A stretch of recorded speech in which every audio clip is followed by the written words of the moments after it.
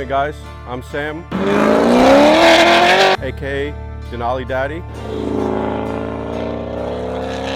and this is my 2008 C6 ZO6.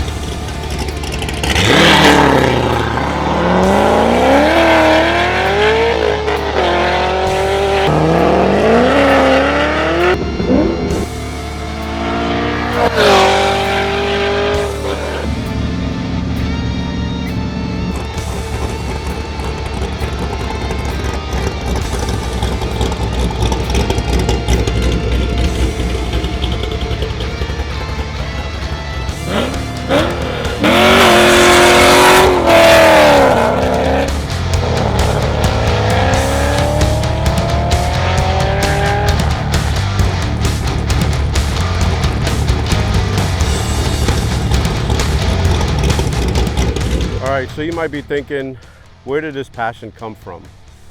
So really it came from my environment. So grew up in Brooklyn, New York, did a lot of street racing, RC cars. I used to break them down just to understand how they work, put them back together. So I guess I was wrenching, but just not on a car. My first car was an '86 Honda Accord DX, pop-up headlights. Got it out of the junkyard for $500, put a battery in it and an alternator, got it running down the road. So my first modified car was a 1987 Chevrolet Camaro IROC Z. I love that thing. It was kind of rowdy, put a cold air intake, underdrive pulleys, rims and tires, you know, just small little modifications that I thought I was doing big things, and I was just scratching the surface. You know, I was a 20-year veteran, Navy veteran. I really didn't know how to tune vehicles. I didn't know how to put all that information in the car. And so I was a student, a Tuner School student. Everything connected the dots for me to excel in my life. You know, I'm grateful for the leadership that's seen something in me, that wanted to hire me as an instructor. To be able to help them connect the dots and see that light bulb click is amazing for me to see that, but also to see them in the future and how they excel. Where they go with that information. If you desire performance and you want to know how to do it, come to Tuner School. If you are already a technician or mechanic and you know how cars work, come to Tuner School and help you grow in your journey in life and have fun modifying cars. I love Corvettes.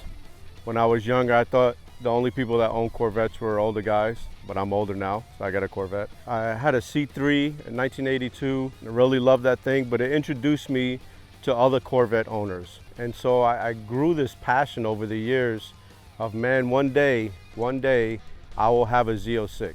I know I definitely wanted blue. I definitely wanted a 427. The ZO6 came manual only, so that was perfect. I didn't have to fight between automatic and manual. She's not stock. Aftermarket wheels and tires.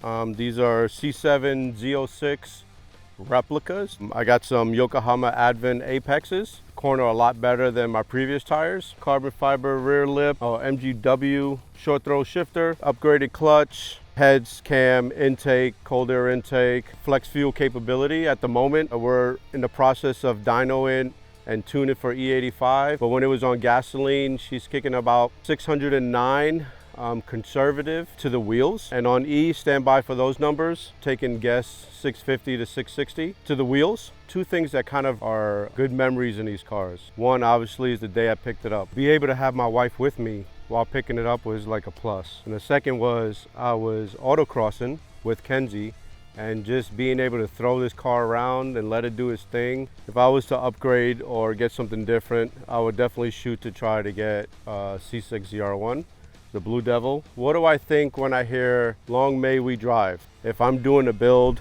I have the proper oils and parts to get me down the road or to get me through racing. The support in the aftermarket community, I think of long may we drive, just, I mean, it says it all. Being able to go anywhere, do anything, just the love of being a car guy or car girl, you know, get out there and have fun doing it.